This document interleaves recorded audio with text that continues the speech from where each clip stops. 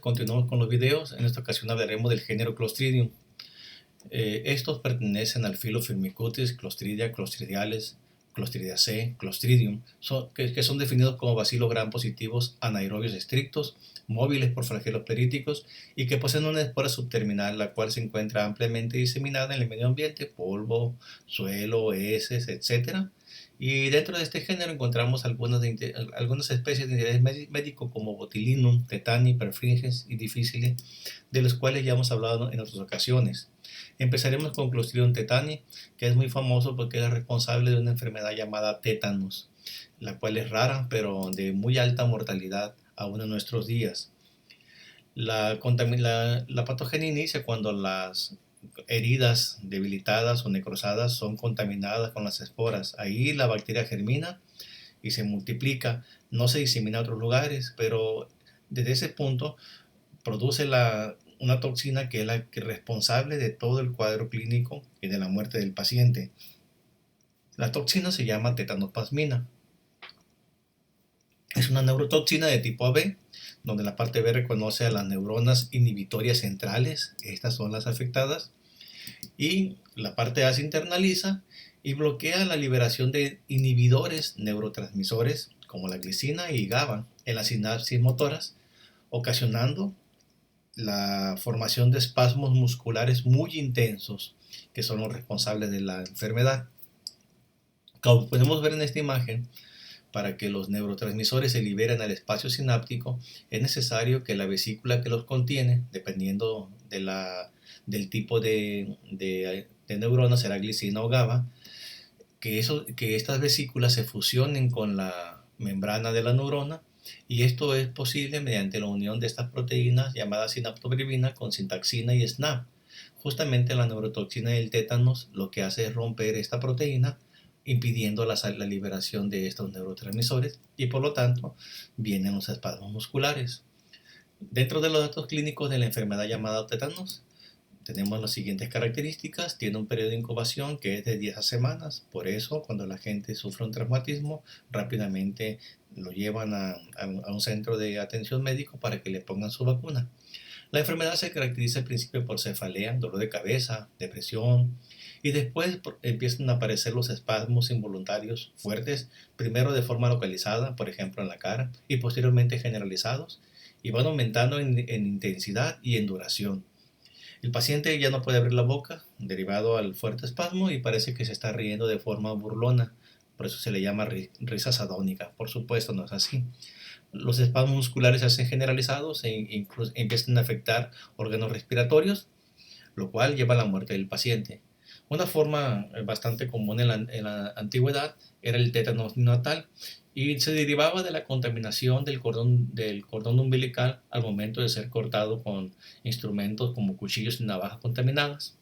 Generalmente en los bebés el tétanos es mortal. Aquí vemos una herida que está no tan vital o está un poco necrosada o dañada, el cual es el sitio perfecto para la proliferación de las esporas de Clostridium tetani. Así se mira la risa sadónica, parece que está burlando, pero no, tiene solamente los músculos faciales completamente en espasmo. Es generalizado posteriormente.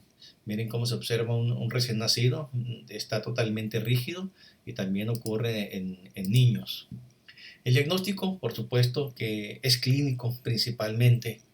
Debe de hacerse una diferencial del envenenamiento con estricnina, el cual es un pesticida que se utiliza para matar roedores, y de vez en cuando también a rata de dos patas, por supuesto, todo se vale. El cultivo puede ser en agar sangre, pero en condiciones de anaerobiosis. Las colonias son pequeñas y con bordes filamentosos. El tratamiento consiste, por supuesto, en la antitoxina para evitar el efecto de la toxina que quede libre en el hospedero, en el paciente, la limpieza de la herida para remover el tejido dañado, con ello permitir la oxigenación y la entrada del antibiótico para que se elimine por completo la bacteria. Como tratamiento se da penicilina G, y también a estos pacientes se les vacuna con el toxoide tetánico para que ellos mismos inicien la producción de anticuerpos protectores. Sin embargo, una vez que la enfermedad ya ha sido establecida, generalmente aproximadamente muere la mitad de ellos, aún cuando se haga una buena intervención médica. Ya no fue, digamos, a tiempo oportuna. La vacunación ha sido todo un éxito, por eso el número de casos ahora de muertes es muy reducida. Desafortunadamente hay que estarle administrando de manera consecutiva para mantener los niveles de protección adecuados. Aún así, la cantidad de muertos a nivel mundial por año no es nada que preocupe a ningún país, puesto que está relativamente controlada al día de hoy. Aquí vemos el crecimiento de negar sangre, son colonias pequeñas con bordes filamentosos. La siguiente bacteria que veremos de este grupo es Clostridium botulinum. Es un responsable de intoxicación alimentaria. La toxina es un poco resistente al calor, lo cual hace que sea común que la gente se intoxique. Esta enfermedad es rara, pero es muy mortal. Hay varios serotipos de la bacteria y se debe, como les comentaba, al consumo de alimentos que fueron preparados sin la suficiente cocción y que posteriormente fueron empacados al vacío, ahumados o en un ambiente anaerobio en el cual la espora va a proliferar y producirá la toxina que es la responsable de la enfermedad.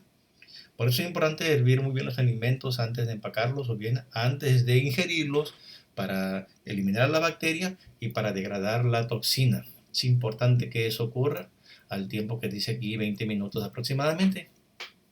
¿Por qué es tan importante? Porque la toxina es muy pero muy potente. Hay 8 variantes de la neurotoxina botulínica.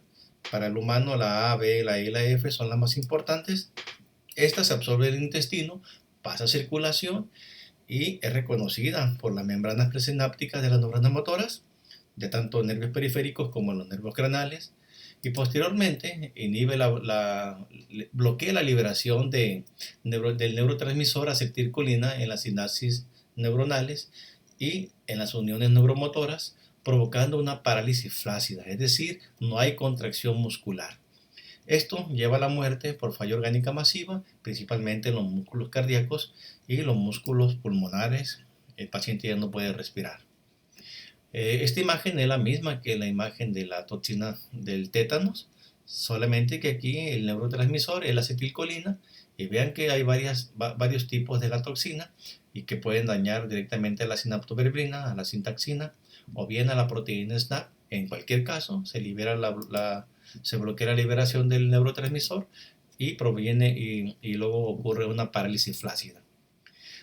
De tal manera que los datos clínicos del botulismo, que es un envenenamiento alimentario, como ya he mencionado, porque la bacteria crece en el alimento, produce la toxina, que es muy potente. Vean que basta 1 microgramo por kilogramo de peso para que ésta sea letal. Así de potente es. Después de ingerir la toxina, los síntomas empiezan en 1 o 2 días. Hay problemas visuales, dificultad para comer y para hablar, hay náuseas. Posteriormente ya no tienen fuerza los músculos de la cabeza y la cabeza se cae. Y finalmente, si se debilitan los músculos pulmonares, el paciente no puede respirar y sobreviene a la muerte. Si el paciente es atendido con oportunidad, después de unos cuantos meses, el daño neuronal se puede sanar y el paciente puede tener una vida relativamente normal. En el caso del botulismo infantil, la historia es bastante distinta. Aquí, si los bebés ingieren las esporas pueden germinar en el intestino de los niños, de tal manera que ahí, en esa colonización de infección, se va a producir la toxina y va a causar lo mismo que en los adultos. Es por esto que los niños menores de 1 año no deben de comer miel de abeja, dado que este es un reservorio natural de las esporas. Y bueno, así se mira un paciente que tiene botulismo. Botulismo se mira como con sueño, pero en realidad pues no tiene la capacidad de contraer o de sostener el tono muscular en ninguno de sus músculos. Tratamiento, por supuesto, tiene que el paciente recibir ayuda a través de un respirador y también debe de tener una alimentación parenteral. La antitoxina es muy importante para evitar el efecto del daño citotóxico de la toxina. Enema para eliminar el resto de la toxina que no se ha todavía absorbido. Y no se recomiendan antibióticos porque eso solamente harían que se libere más toxina. El diagnóstico básicamente es clínico y la prueba confirmatoria es serológica, detectando la presencia de la toxina por métodos de ELISA, por supuesto. Para la prevención, basta calentar los alimentos, como mencionábamos, durante más de 20 minutos y claro, lo mejor es evitar el consumo de alimentos que se tenga sospechas de que se fueron contaminados, como por ejemplo latas con espuma, latas dañadas, etcétera, entre otros más. La siguiente especie se trata de Clostridium perfringens, ya la vimos, es la responsable de la gangrena, una enfermedad que es común y que es realmente espantosa todo lo que causa ella, porque causa una enfermedad que se llama fascitis necrosante, así como lo pueden hacer otras bacterias, que es de avance rápido y destruyen los tejidos de manera impresionante con la producción de gas, lo cual genera un aroma fétido. También inclusive puede causar infecciones intestinales y hace lo mismo. Aquí también en el intestino causan una enteritis necrosante, generalmente con un desenlace fatal. Dentro de los antígenos de la patogenia de la bacteria podemos considerar lo siguiente. Sabemos que las esporas son ubicuas y pueden contaminar heridas, así como en el caso de Clostridium tetani. Eso forma un ambiente especial para la germinación, pero en este caso, a diferencia de tetani, estas bacterias son capaces de producir una gran cantidad de enzimas necrosantes, sacarolíticas, en fin, y de extensión, que permiten que la bacteria mate el tejido en el que se encuentra y pueda avanzar esa infección en un ambiente anaerobio, de tal manera que se forma una enfermedad que se llama gangrena gaseosa. Posee una gran cantidad de otros componentes como calagenasa, hialuronidasa, DNasa, que van a permitir a la bacteria diseminarse con gran facilidad. La toxina epsilon, que es una potente toxina que ocasiona edema y hemorragia. La teta, que es citotóxica al formar poras de membrana. Y el principal factor de virulencia de esta bacteria es sin duda la toxina alfa, de la cual ya hablamos en la patogénesis. Se trata de una lipasa que rompe la lecitina de las membranas celulares y que afecta a un gran número de tipos celulares, incluyendo los vasos sanguíneos, de tal manera que se bloquea la salida de leucocitos y de oxígeno a los tejidos, favoreciendo el ambiente anaerobiótico y también favoreciendo la evasión de la respuesta inmunitaria. También la toxina es capaz de agregar las plaquetas, haciendo lo mismo, evitando la llegada de oxígeno y de leucocitos al sitio de la lesión. Además, fermenta azúcares y eso hace que se liberen gases, lo cual en el tejido provoca cavidades llamadas crepitaciones. Dentro de los datos clínicos de la gangrena, que es la principal enfermedad típica causada por esta bacteria, podemos mencionar lo siguiente. Es una mionecrosis clostridial, es decir, el tejido muscular es necrosado de manera rápida, principalmente en las extremidades. El avance de la lesión es rápido y puede diseñarse por toda la extremidad, dañándola de forma irreversible y generalmente el único tratamiento accesible es la amputación.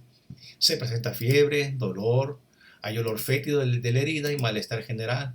Esto puede avanzar a sepsis, ocasiona hipotensión, insuficiencia renal y por último la muerte del paciente en pocos días.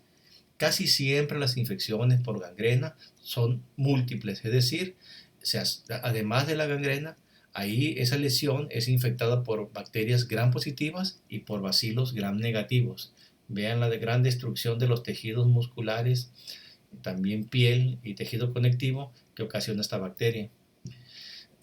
Se observan inflamación, el edema, la formación de ampollas. Si se presiona la herida, se observará crepitación, ese gas que está por abajo. Generalmente lo que se requiere aquí es la amputación de toda la pierna completa, la hemipelvectomía.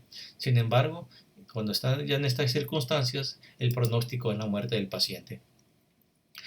Una muestra de la biopsia de una lesión de gangrena, se observan los bacilos gram positivos. El tratamiento consiste en remover en la medida posible el tejido dañado para evitar que la bacteria se siga proliferando y, de ser necesario, amputación de la región dañada. Por supuesto, la antitoxina y antibióticos como la penicilina G. El diagnóstico es principalmente clínico, porque este tipo de lesiones no son nada comunes en los hospitales ni en las clínicas, de tal manera que solamente se debe hacer un diagnóstico diferencial de otras bacterias que pueden causar cuadros similares, como por ejemplo Klebsiella pneumoniae, que puede causar algo parecido en pacientes diabéticos, y algunas cepas de Streptococcus pyogenes que ya mencionamos, que son devoradores de carne, porque cursan con fascitis necrosante. Fuera de ahí, generalmente es gangrena. También se puede hacer el diagnóstico de diferencial haciendo la prueba de la lecitinasa. Recuerden que ella tiene lecitina. Esto se hace en un medio con yema de huevo, a la cual se le pone a una parte la antitoxina para bloquear la actividad y a la otra no. Y de esa forma se puede saber si está presente esta enzima. En el frote sanguíneo se deben de observar los bacilos típicos de esta bacteria. Y hay un medio especial que se llama TSC para el crecimiento de esta bacteria. Aquí vemos un frote sanguíneo de la bacteria, un frote, perdón, teñido al gram de la bacteria, y aquí tenemos el crecimiento en agar TSC. Vemos que las colonias se tiñen de negro porque producen ácido. La cicloserina lo que hace es inhibir el crecimiento de otros patógenos. También una prueba confirmatoria es la fermentación tormentosa. La bacteria se cultiva en medio de hierro-leche y forma un tapón o un grumo en la superficie para favorecer la anaerobiosis. Bueno, hasta aquí sería todo por hoy. Que tengan un buen día.